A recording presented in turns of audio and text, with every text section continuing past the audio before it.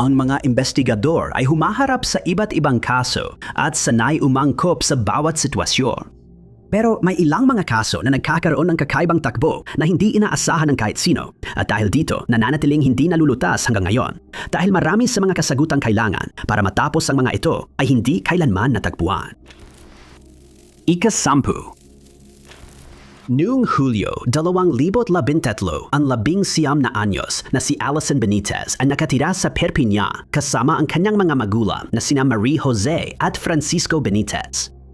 Sinimulan na niya ang kanyang karera bilang isang beauty queen at nakatagda siyang sumali sa Miss Roussillon Beauty Contest na itinakda para sa ika-11 ng Agosto ng taong yon. Noon, magulo ang relasyon ng kanyang mga magulang at naghihiwalay na sila. Paulit-ulit nang nagtaksil si Francisco kay Marie at pagod na siya sa mga lihim nito. Sabi ni Francisco, biglang nag-impake sina Alison at Marie noong Hulyo 14 at umalis sa bahay ng pamilya. Sinabing pupunta sila sa Toulouse. Labis na duda ng mga investigador na ito talaga ang nangyari dahil wala nang nakakita sa dalawang babae mula noon. Hindi nagala ang mga bank account nila at parehong patay ang cellphone nila. Sinabi niya na nagkaroon sila ni Marie ng pagtatalo noong araw na yon at naniniwala siyang ito ang naging dahilan ng biglaan nilang pag-alis. Ngunit napansin na hindi si Francisco ang nag-ulat na nawawala sila.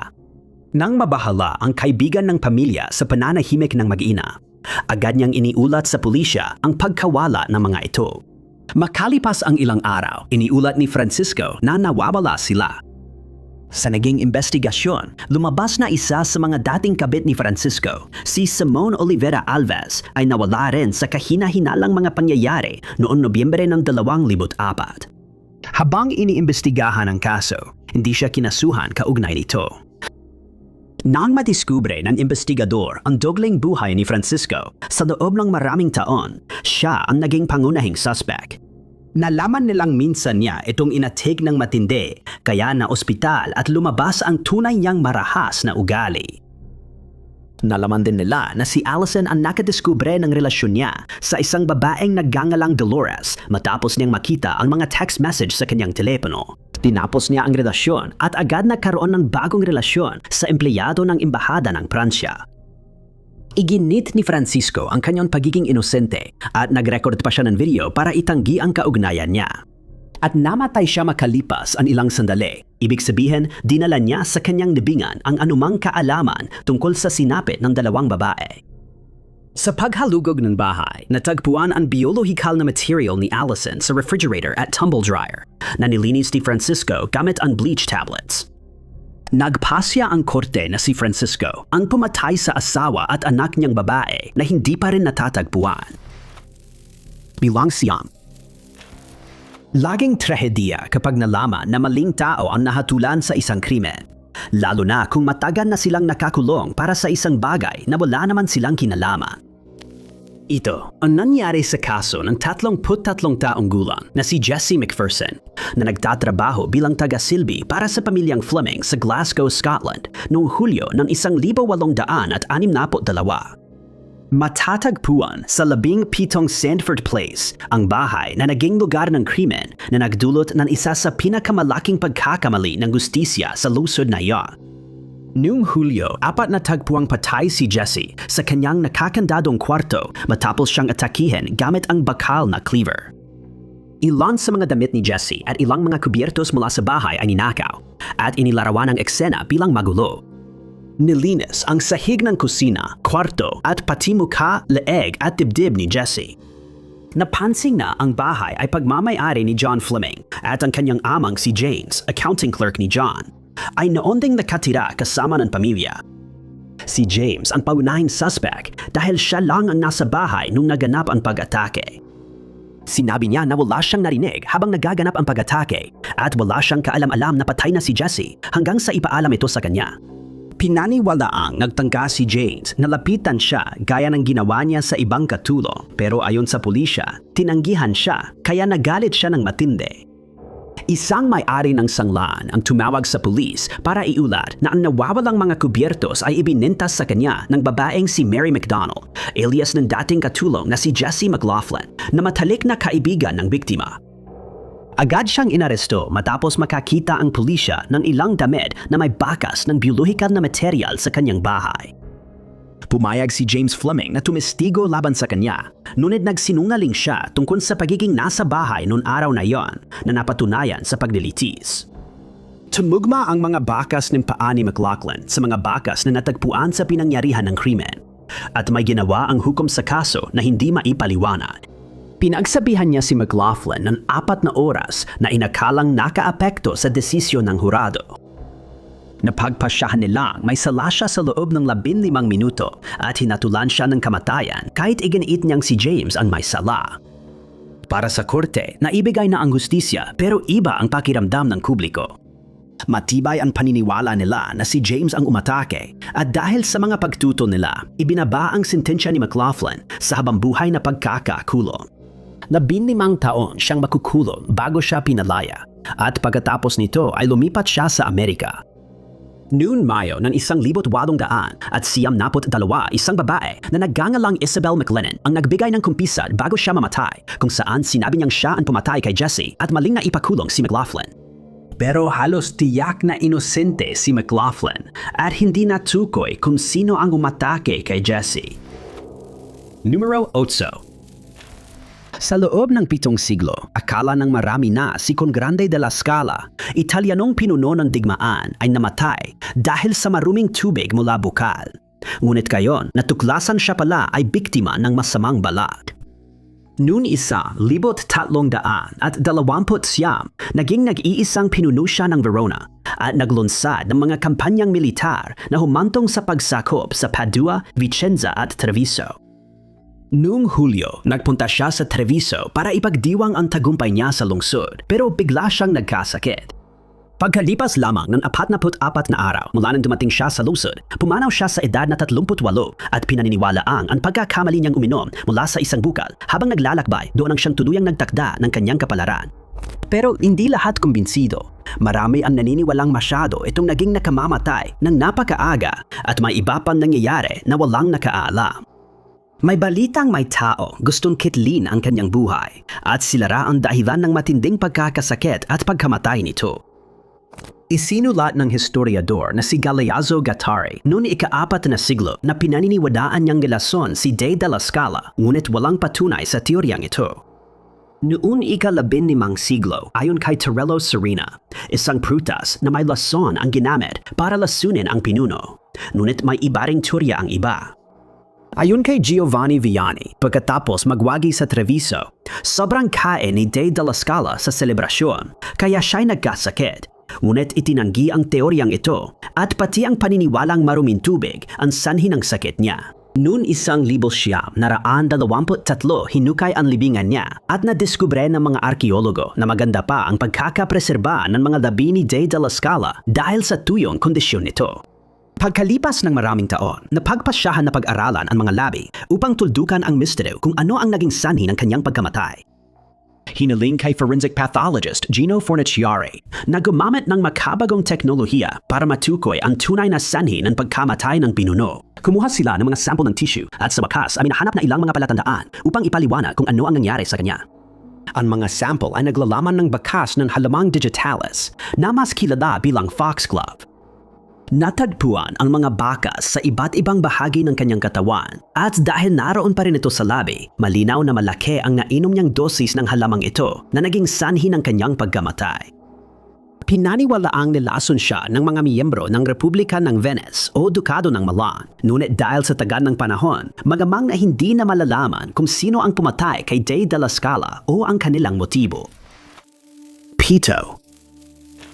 Noong 1977 at 77 si Jenny Cheng, 19, ay estudyante sa San Francisco State University at kilala bilang matalino at masipag kaya mataas ang kanyang mga grado.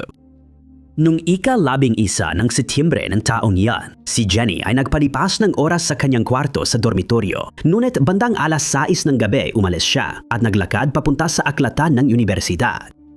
Nagpareserba siya ng silid sa basement ng aklatan at may 5 oras mag-araw dahil bukas ito hanggang alas 11 ng gabi. Nang sumunod na umaga, napansin ng roommate ni Jenny na hindi siya bumalik sa dorm, kaya inireport siyang nawawala. Nagsagawa ng paghahanap sa aklatan at hindi nagtagal ay natagpuan si Jenny, ngunit sa pinakamasamang kalagayan. Natagpuan siyang patay at hubad sa faculty reading room sa ika-4 na palapag ng aklatan. Maayos na inayos sa tabi niya ang mga damit at papel at natuklasang inatake siya ng sandatan may talim.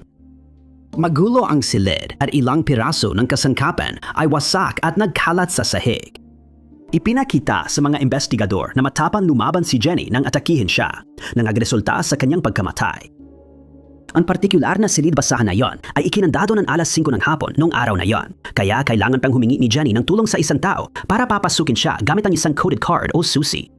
Sinabi sa mga investigador na 200 katao ang may susi at 1,000 at 200 naman ang may card para sa silid na iyon.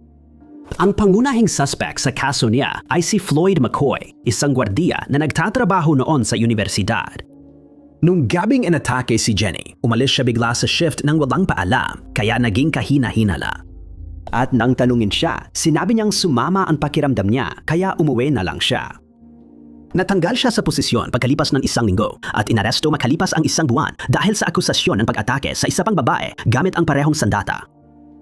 Kinasuhan siya ng pananakit, illegal na pagkulong, at pananakit gamit ang nakamamatay na sandata. Nabunyag sa paglilitis niya na inakit niya ang babae sa palapag kung saan natagpuan si Jenny at ginamit ang kanyang guard access card sa pananakit. Lalong tumibay ang paniniwala ng pulisya na siya ang kumatay kay Jenny, pero walang sapat na ebidensya para patunayan iyon. Dahil walang ibang palatandaan, nanatiling malamig ang kaso at may iba't ibang teorya. Hanggang ngayon, di pa rin alam kung sino ang pumatay kay Jenny nung gabing iyon. Panahon lang ang magsasabi kung matutukoy at masasampahan ng kaso ang responsabale sa kanyang pagkamatay. Numero 6.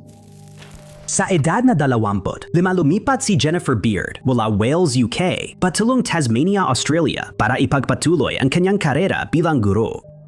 Noong 1970, nagpasya sila ng kasintahang si Reg Williams na magbakasyon sa New Zealand kung saan nagsimula ang kanyang kaso.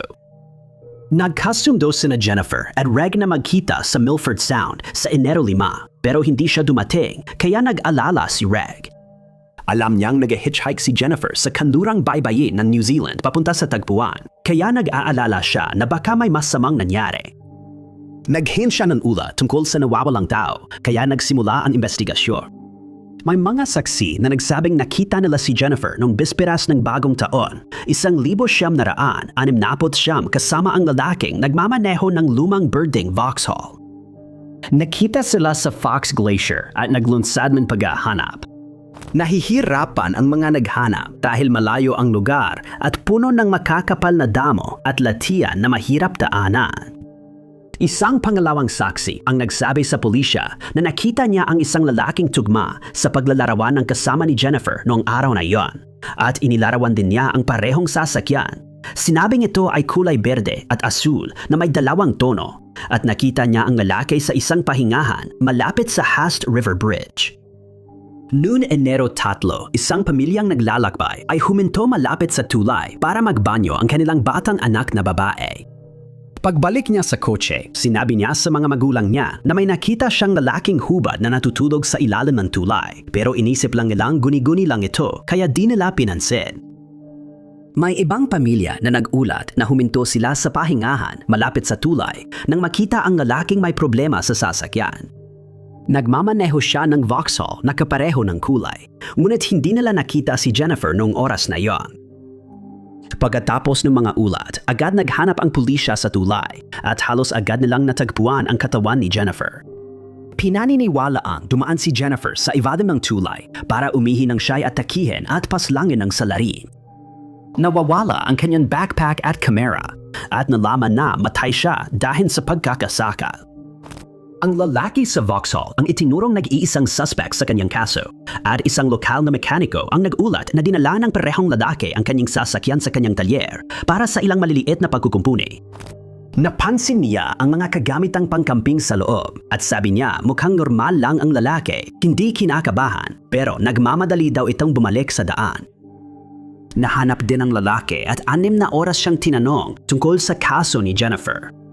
Kalaunan, nakilala siya bilang truck driver na si Gordon Bray. Sinabi niya sa mga investigador na wala siyang kinalaman sa kaso ni Jennifer at walang ebidensyang nahanap na mag-uugnay sa kanya nang siyasatin ang kanyang sasakyan. Dahil walang ebidensya, napilitan ang pulis na palayain siya. At iginit ni Bray na siya ay inosente hanggang sa kanyang pagpanaw noong 2003. Ngunit nagkaroon ng twist noong 2011. Isang nailatalang artikulo ang nagsabing ang kaibigan ng isang lalaking nagangalang Ian Malloy ay umamin na siya ang pumatay kay Jennifer. Ngunit pumanaw na rin siya. At nananatiling hindi tiyak kung siya nga ay sangkot, kaya nananatiling misteryo ang kaso ni Jennifer. Bilang 5. Sinabihan ang pamilya ni 20 taong gulang na Airman First Class ng US Air Force na si Ashley Turner na siya ay nasawi sa pag-atake sa kanyang dormitoryo. Nagulat sila dahil kilala siyang malakas at kaya niyang ipagtanggol ang sarili sa karamihan ng sitwasyon. Si Ashley ay naka-assign sa US Naval Air Station sa Keflavik, Iceland noong Agosto ng 2005. Noong ika-15 na tagpuan, walang malay siya sa common room ng dormitoryo. Inatake siya ng matalim na patalim at agad dinala sa Naval Hospital. Doon, ginawa ng mga doktor ang lahat ng kanilang makakaya para buhayin siya. Ngunit nabigo ang kanilang mga pagsisikap at pumanaw siya alas 10:50 ng gabi. Ang mga magulang niya sa Frederick, Maryland ay nalaman ang pag-atake sa anak nila sa pamamagitan ng online article mula sa isang pahayagan sa Iceland. Nakipag-ugnayan sila sa militar pero kaunti lang ang impormasyong nakuha nila. Wala silang alam kung may natukoy ng suspect, ginamit na sandata, o kung nakalaban si Ashley sa umatake sa kanya. Nang humingi sila ng dagdag na impormasyon sa kaso ni Ashley, hindi sila pinansin at pinaramdam na istorbo lang sa mga investigador. Tinanggap nila na hindi pwedeng ibunyag ang maraming detalye ng kaso dahil ongoing pa ang investigasyon. Nalaman nila na inakusahan ni Ashley ang kasamahan niya sa militar ng pagnanakaw at dapat sanang tumestigo siya sa korte laban sa kanya. Labis ang galit nila dahil napiritang tumira si Ashley sa parehong dorm kasama ang inakusahan, kaya nagkaroon ito ng pagkakataong tapusin ang buhay ni Ashley para hindi siya makapagtestigo. Inaresto at ikinulong ang lalaki dahil sa hinalang pagpatay. Kalaunan, nalaman ng pamilya ni Ashley na siya si Calvin Hill mula Warren, Ohio. Ninakaw niya ang ATM card ni Ashley at kinuha ang $2,700 bago siya nahuli. Meron pang karagdagang mabigat na ebidensya laban kay Hill nang mapansin ng mga investigador ang isang substansya sa kanyang sapatos. At nang ito ay suriin, natuklasan na ito ay biological na material mula kay Ashley. Kinasuhan si Hill ng homicide, ngunit nagalit ang mga magulang ni Ashley sa paglilitis dahil pakiramdam nila na hindi sapat ang oras na ginugol ng 14 na military personnel na hurado sa pagrepaso ng ebidensya bago siya ideklarang walang sala. Sinabi ng kanyang ama sa media na malamang ay gusto lang ng hurado na maiwasan ang rush hour traffic, kaya minadali nila ang pagbibigay ng hatol na walang sala. Pero umamin siya sa iba pang kaso gaya ng pagnanakaw, maling paggamit ng ari-arian, pagsisinungaling at pagliban ng walang paintulot. Nahatulan siyang nagkasala at pinyatawan ng 19 na araw na mabigat na trabaho, multa at pagsawi. Pang-apat. Mahigit 1 siglo na ang lumipas mula nang mamatay si James Barclay o Jim sa Wanangata Station, isang liblib na rancho sa Victorian Alps, Australia. At hindi kailanman nahuli o naparusahan ang umatake sa kanya. Si James ay may dati na siyang mga problema sa batas na nagsimula pa nung siya ay nag-aaral pa lamang. Minsan nasangkot siya sa away at sa iba pang pagkakataon, nadamay pa ang pulisa nang maakusahan siya ng maliit na kaso ng panununog. Umalis siya sa kanilang bahay noong 1866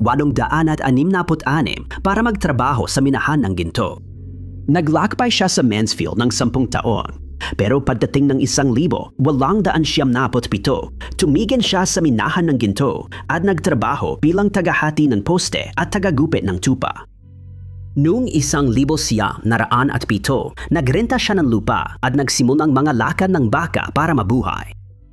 Kilalang kilala siya bilang isang dalubhasa sa buhay, sa ilang at marunong mamuhay mula sa kalikasan.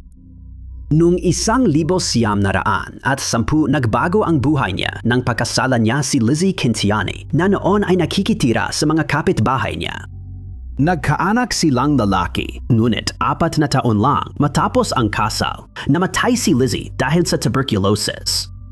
Noong 1912 at 12, nagpunta siya sa Wanangata Valley para magkalakala ng baka.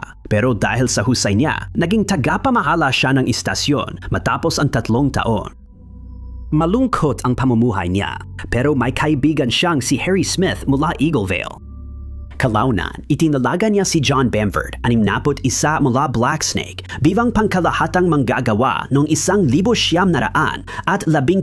kahit na mainitin ang ulo at inakusahan ng pagpatay sa kanyang asawa. Nakita ang 2 lalaki na magkasama sa Talbotville noong Desyembre nang bumoto sila sa referendum para sa dagdag na puwersa. Umalis sila noong ika-21 pabalik sa rancho at kinabukasan dumating si Harry Smith noong 6:00 ng gabi para maghatid ng sulat. Nagtaka siya nang makita ang mga salitang uuwi na yung gabi na nakasulat gamit ang tisa sa pinto ng kusina ng gusali at nagulat nang hindi matagpuan ang 2 lalaki sa loob ng 2 araw habang nandoon siya. Umalis siya papuntang Eagleville noong ika-24 at pumalik Pebrero 14, ngunit nadatnan pa rin ang hindi pa nabubuksang mga sulat sa mesa ng kusina.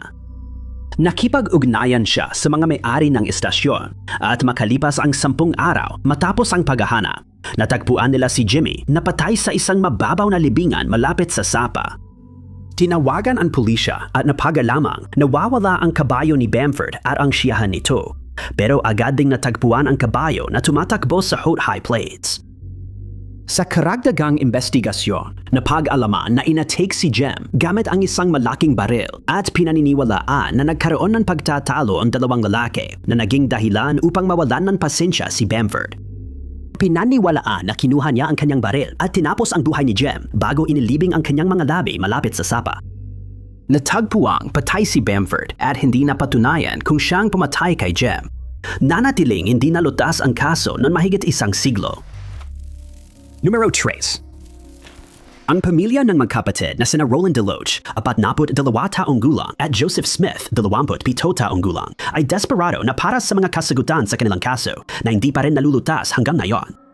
Naenes na rin ang mga investigador sa kasong ito dahil hindi pa rin natutukoy kung sino ang umatake sa magkapatid at patuloy pa rin nagtatago.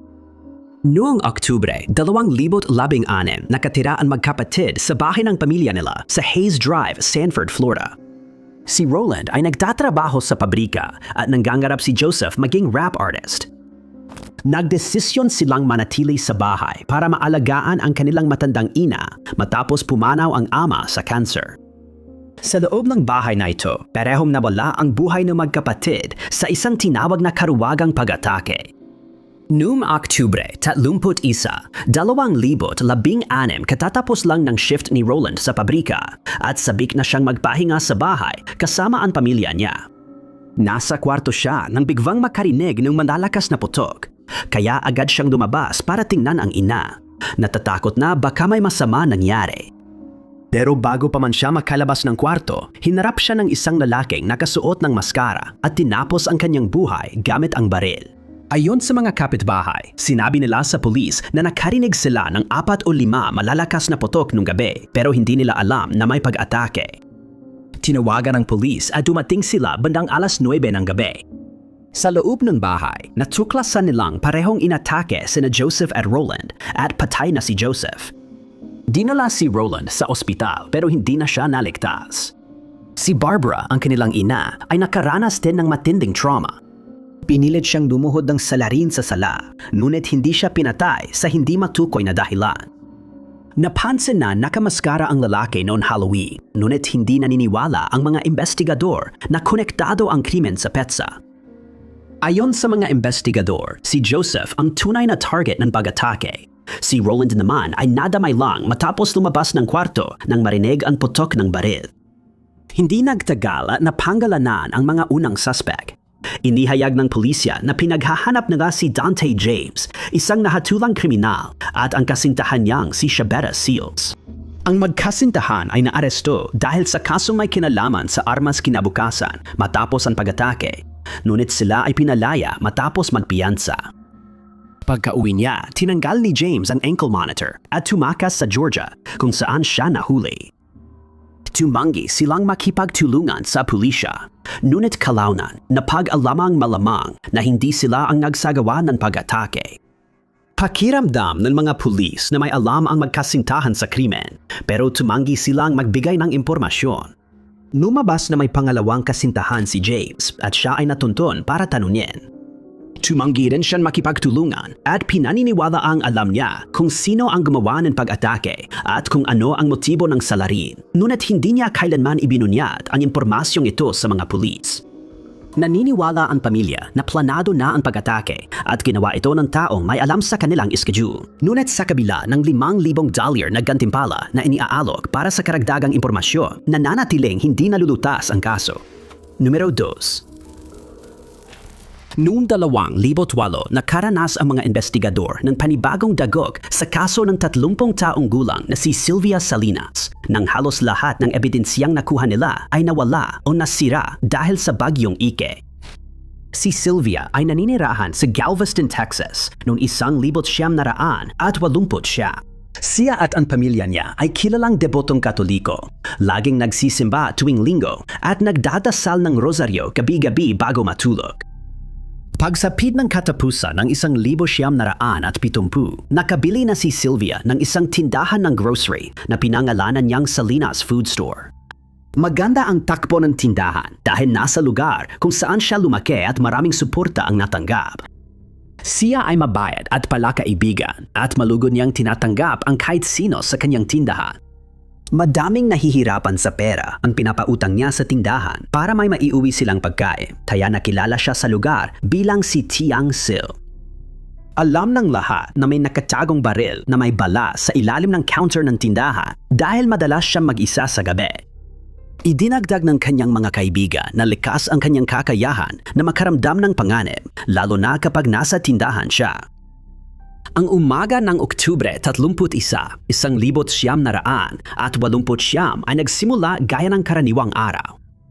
Binuksan niya ang kanyang tindahan at dumating ang kanyang mga magulang para tulungan siya sa ilang gawain. Umalis sila tanghali at naglakad ng 2 blok pa uwi. Hindi alam na yon nang huling beses nilang makikita si Sylvia ng buhay.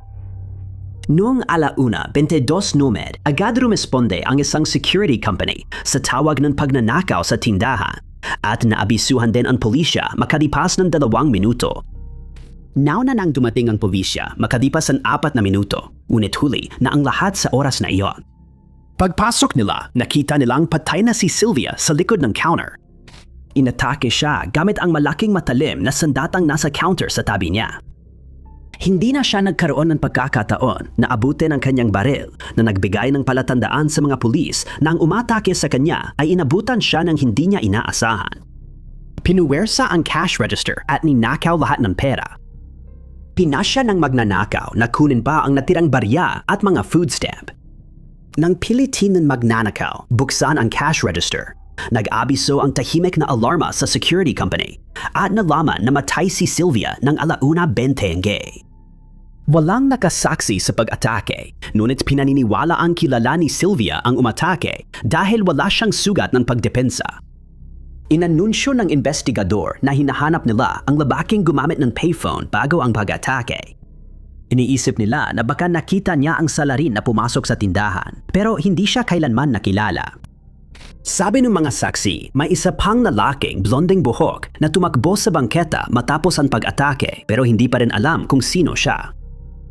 Dahil nasira ang karamihan ng ebidensya sa kaso ni Sylvia, walang suspect na naitala at hindi pa rin kilala ang umatake sa kanya. Numero 1. Noong 1985, nagsimulang makipag-date si Pierre-Emile de la Chalier, isang 29 na taong gulang na lalaki kay Madeline Smith, na 10 taong mas bata sa kanya sa Glasgow, Scotland. Nagpalitan sila ng mahigit 250 liham ng pag-ibig bago nila tuluyang napagdesisyon ng magpakasal at ayon sa lahat ng nakakaalam, talagang mahal na mahal nila ang isa't isa. Si Pierre ay nagsasanay maging tagapag-alaga at tagapagparami ng mga halaman. Nagtatrabaho sa pagpaparami at pag-aalaga ng pananim at maganda ang kinabukasan niya. Nagulo ang plano niya nang tutulan ng magulang ni Madeline ang kasal at piliin ang isang lalaking may mataas na katayuan para kay Madeline. Nagpasya siyang subukang makialam sa pamamagitan ng paggamit ng mga liham ng pag-ibig laban kay Madeline. Ginamit niya ang mga liham para takutin at i-blackmail si Madeline. Tinakot niyang isisiwalat ang relasyon nila sa kanyang mapapanggasawa, si William Harper Manick. Sinusundan pa niya si Madeline kahit saan, lalo na kapag kasama si Manach at kahit kasama ang pamilya niya. Di nagtagal, di na rin nakatiis si Madeline at muli nilang sinimulan ang lihim nilang relasyon. Kapag hindi niya maipasok si Pierre sa bahay ng kanyang pamilya, sinasabi niya rito na maghintay sa labas ng kanilang basement kung saan binibigyan niya ito ng tasa ng mainit na tsokolate. At nagpatuloy ito hanggang 1,857 nang biglang nagsimulang dumala ang kalusugan ni Pierre. Naranasan niya ang matinding sakit sa tagiliran at matinding pagduduwal. Paminsan-minsan ay gumagaan ang kanyang mga sintomas, ngunit bumabalik din ito makalipas ang ilang linggo at hindi niya kailanman nalaman kung ano ang sanhi ng kanyang karamdaman. Noong Marso ng taong iyon, nagkasakit siya sa huling pagkakataon bago siya natagpuang patay sa kanyang silid-tulugan. Hinaling ng mga kaibigan na ipa-autopsy siya dahil naghinala sila sa bigla niyang paghina ng kalusugan, kaya hinukay mula sa libingan ang mga labi niya. Nalaman na siya ay nakalunok ng humigit kumulang 82 grain ng arsenic. At pagkadiskubre ng mga liham ni Madeline kay Pierre, agad siyang naging pangunahing suspect. Nang dumating ang pulis sa kanilang bahay para aristuhin siya, nalaman nilang umalis na siya ng Glasgow papuntang Royal sakay ng steamer. Natagpuan siya ng kapatid ni Manach at dinala sa Edinburgh para sa paglilitis matapos ang pagkaka-aresto. Inilarawan siya bilang sadistang babae na nilason si Pierre para itago ang iskandalo ng kanilang relasyon.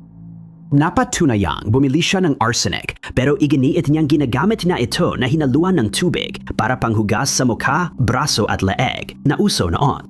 Hindi napatunayan ng prosekusyon na nagkita sina Pierre at Madeline bago siya magkasakit, kaya siya ay napatunayang walang sala. Kadalasang pinaniniwalaang namatay si Pierre dahil sa lason at si Madeline lang ang may motibo sa krimen. Pero matapos siyang mapawalang sala, lumipat siya sa New York kung saan siya namuhay hanggang sa edad na 73 iniwan ang kaso ni Pierre bilang isang misteryo na malamang ay hindi na malulutas. Maraming salamat sa panonood mga kaibigan. Kung nagustuhan ninyo ang video na ito, siguraduhin pindutin ang like button. Huwag niyo rin kalimutang mag-subscribe at i-click ang notification bell para lagi kayong updated sa lahat ng aming mga susunod na uploads. Ako nga pala si Top 5 Unknowns at makikita tayo muli sa susunod.